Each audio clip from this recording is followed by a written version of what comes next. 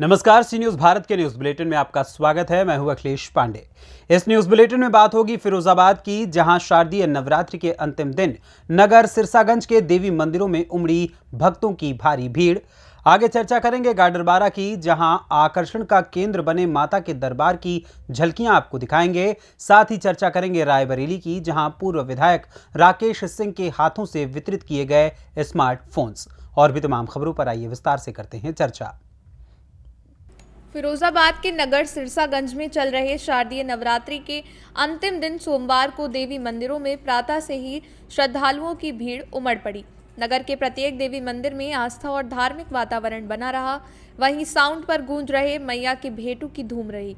रामनवमी के अवसर पर आकर्षक रूप से सजाए गए देवी मंदिरों में श्रद्धालुओं ने पहुंचकर माता रानी के दर्शन कर पूजा अर्चना करते हुए मनौतियां मांगी। मंदिर परिसर घंटे घड़ियालों की गूंज और मैया के जयकारों से गुंजायमान रहे। इसी क्रम में मेन रोड स्थित प्राचीन पथवारी माता मंदिर में प्रातः से ही श्रद्धालुओं का तांता लगा रहा। महिला श्रद्धालुओं द्वारा मैया का भोग लगाकर प्रसाद वितरण किया गया।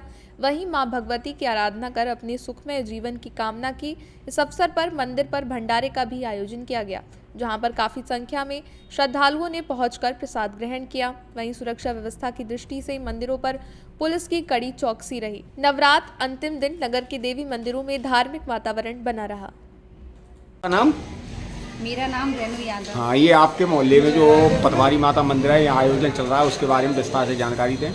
जी, आप सभी को शारदीय नवरात्रि की हार्दिक शुभकामनाएं। और ये हमारे नगर सिरसागंज में काफ़ी भव्य मंदिर है पटवारी वाली माता जी का, और इसमें काफ़ी दूर दूर से भक्तगण आते हैं और काफ़ी मात्रा में भीड़ होती है। और भक्त लोग अपनी श्रद्धा के पूर्वक जो भी आते हैं अपनी श्रद्धा लेकर, उनकी मनोकामना अवश्य पूरी होती है। और फिर पूर्ण होने के बाद वो लोग अपना नेजा है या फिर भंडारा भी करते हैं, और काफ़ी संख्या में भक्तगण आते हैं। आप लोग भी आइएगा, यहाँ पे दर्शन करिएगा। ये कितना वर्ष पुराना मंदिर होगा? ये काफ़ी वर्ष पुराना है। आई थिंक मुझे क्लियर तो नहीं पता है, बट काफ़ी पुराना मंदिर है ये। जी, इतनी भीड़ हमेशा होती है?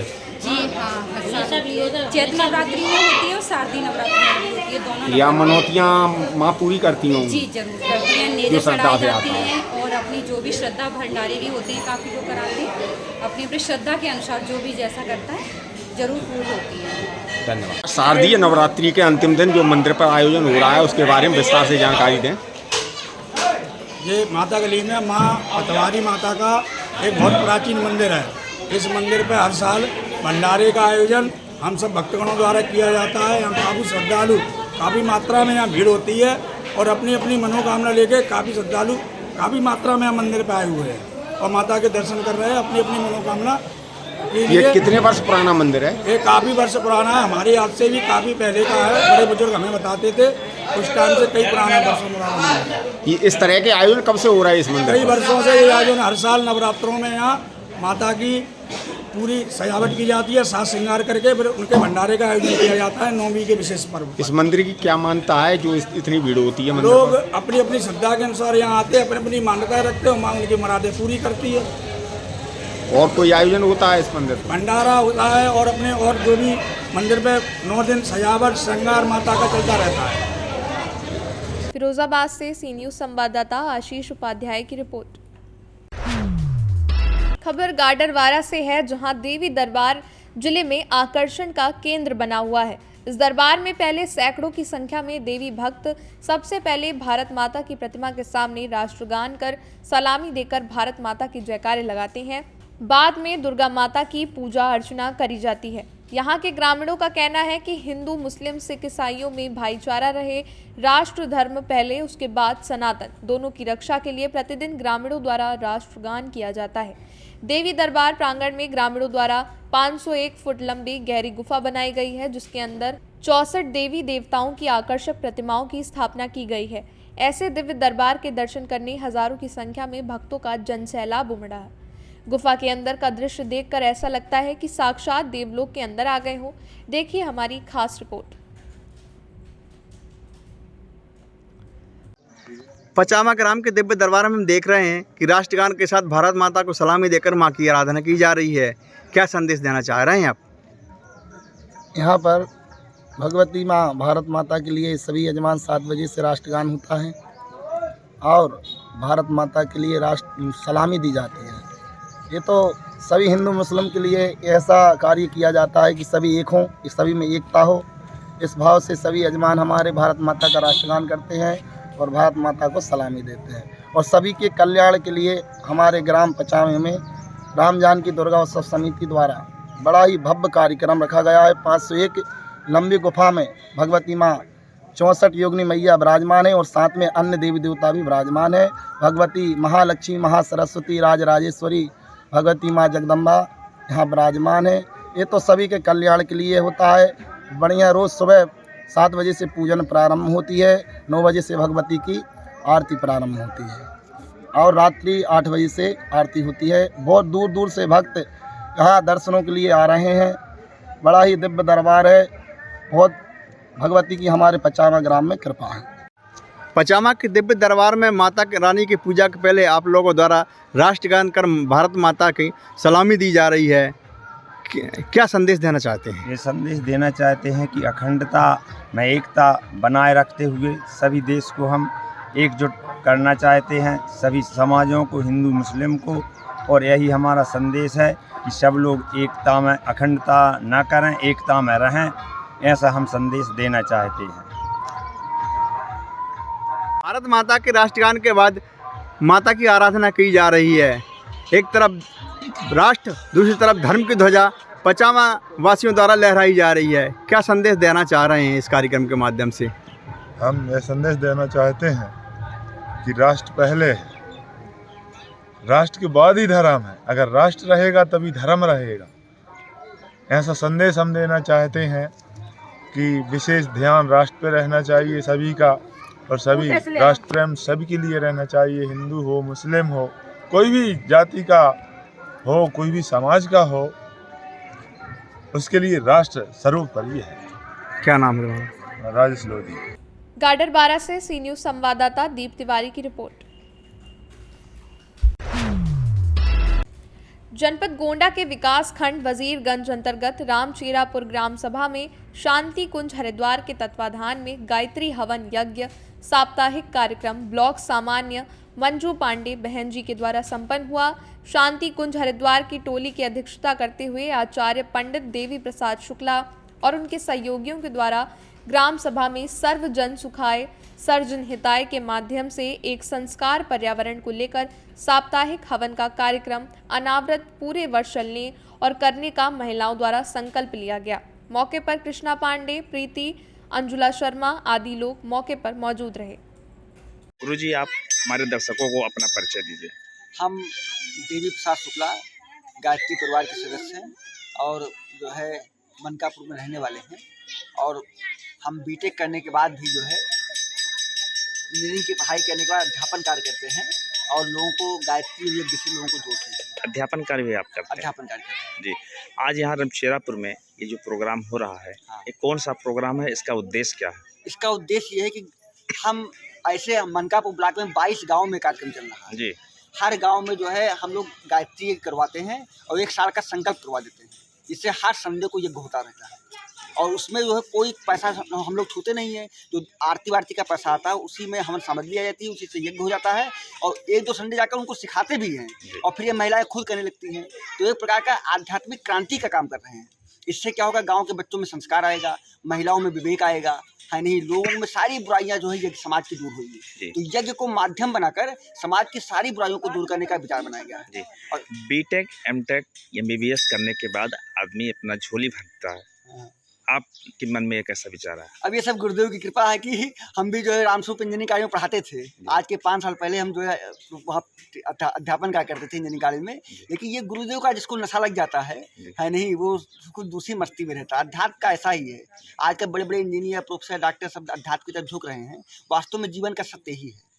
धन्यवाद। वहाँ के बगल में आदरणीय बहन जी मंजू जी हैं। ये 35 सालों से मिशन से जुड़ी हुई हैं, आयोजक हैं और बहुत बड़ा काम किया है इन्होंने। बताइए, पूरे गांव में, क्षेत्रों में इन्होंने बहुत सराहनीय काम किया पूरा। अब इन्हीं के माध्यम से संपन्न हो रहा है। जो यहाँ पर 50 महिलाएं यहाँ पर लाभ लेंगी या आने वाले समय में जो यहाँ पर क्रांति आएगी, ये आपके माध्यम से आएगी। आपने महिलाओं को जागृत करने का बहुत बड़ा काम किया है। इनको बहुत बहुत साधुवाद दिया जाओ, कम है पूरा। जी। दीजिए। अरे हमारा परिचय तो एकदम से विख्यात है। हम रमचेरा पुडीवा ग्राम वासी हैं, यहाँ की लड़की हैं, अपने मायके में रह के महिला मंडल चला रहे हैं, गायत्री यज्ञ करवा रहे हैं और जन जागरण कर रहे हैं कि जिससे मतलब लोगों का कल्याण हो और जन जागृति हो, लोगों में मतलब नई चेतना, नया उल्लास यज्ञ के माध्यम से मतलब लोगों का फायदा हो, कल्याण हो, इसी हेतु हम कार्यक्रम कराते हैं शांति कुंज हरिद्वार के तत्वाधान में। जी, ये कब से कब तक चलता रहेगा? अब ये तो जब तक हमारी सांस चलेगी तब तक चलेगा ये। जी, जब तक हम जिंदा रहेंगे, सांस हमारी चलेगी। जैसे तब तक गुरुजी ने चलेगा। अभी कहा है कि 1 साल के लिए संकल्प हो रहा है, तो आप कह रहे हैं कि पूरा जीवन चलता रहेगा? नहीं, 1 कैसे? साल के लिए तो संकल्प हो ही गया है, कर ही लिए हैं हम लोग, लेकिन ये है कि अगर चला लेंगे तो आस्था हमारी अंदर की जो अभिलाषा, जो परमात्मा रूपी आत्मा अंदर में है, वो जो बोल रही है, वो आज जीवन जब तक सांस चले तब तक चलाने के लिए। महामंत्र से कोई एक फायदा बताइए कि जो बहुत बड़ा फायदा महामंत्र से है। तत्काल प्रभाव से मतलब महामंत्र जितने जगमाहे को गायत्री समनाही सुमिरत हिया में ज्ञान प्रकाश है, आलस पाप अविद्या नाश है। व्यक्ति का ज्ञान दूर होता है, ज्ञानवान होता है, ज्ञान रूपी प्रकाश में आता है, गुरुदेव लाते हैं और निरोग होता है। यानी गायत्री मंत्र से तो ना जाने कितने लाखों करोड़ों अरबों खरबों फायदा है। जितना भी ये वैज्ञानिक लोग भी इसको सम्मान दिए हैं और इसका वर्णन किए हैं। गायत्री मंत्र का तो जितना तारीफ किया जाए, वर्णन किया जाए, उतना कम है। धन्यवाद जी। गोंडा से सी न्यूज संवाददाता इंद्रेश कुमार श्रीवास्तव की रिपोर्ट। सदर तहसील के बाजार बिहारगंज में नवल दुर्गा पूजा समिति द्वारा रविवार महाअष्टमी को नवल दीपांजलि और नवल डांस प्रतियोगिता, भक्ति गानों की धूम एकदम आगे की ओर के 7वें सीजन का महाफाइनल कार्यक्रम आयोजित किया गया था। आयोजक आदर्श जायसवाल और मुकेश जायसवाल द्वारा नवल दुर्गा पूजा समिति में मां अम्बे की मूर्ति पिछले 8 वर्षों से स्थापित करवाई जाती है, जिसके तहत 9वें वर्ष में भी माता रानी का भव्य दरबार सजाया गया। समिति द्वारा हजारों दीपक से दिव्य चित्र बनाकर नवल दीपांजलि का कार्यक्रम किया गया। पूरी समिति और आसपास गांव के सभी लोगों ने माता अम्बे रानी के 8वें स्वरूप मां गौरी की आरती की और प्रार्थना की। आयोजक मुकेश और आदर्श ने बताया कि सभी ने अपनी इच्छा अनुसार दीपकों को ध्यान दिया। जोत से जोत जलाते चलो, प्रेम की गंगा बहाते चलो की धुन जैसे ही बजी, मानो पूरा आकाश बिहारगंज की धरती पर उतर आया हो। चारों तरफ दीपक की रोशनी बिखर गई थी। उसके बाद नवल डांस प्रतियोगिता के महाफाइनल में किंग अमितेश डांस अकेडमी द्वारा जारा खान विजेता बनकर रेंजर साइकिल हासिल की, जबकि दूसरे और तीसरे स्थान पर संजोली सक्सेना, कूलर और लकी सोनी ने होम थिएटर पर जीत अर्जित की। मुख्य निर्णायक के तौर पर प्रयागराज के लोक कलाकार गायक प्रियांशु श्रीवास्तव जी, गायक आशीष शर्मा जी और जुम्बा और योगा ट्रेनर सुचिता सिंह रही।